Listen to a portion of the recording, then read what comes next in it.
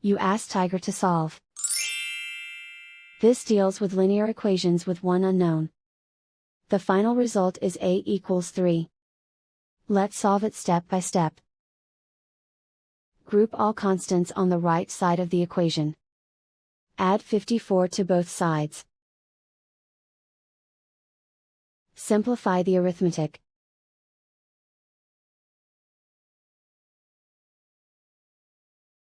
Isolate the a. Divide both sides by 15. Simplify the fraction. Find the greatest common factor of the numerator and denominator.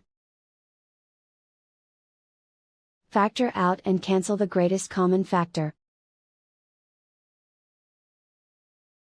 And so the final result is a equals 3.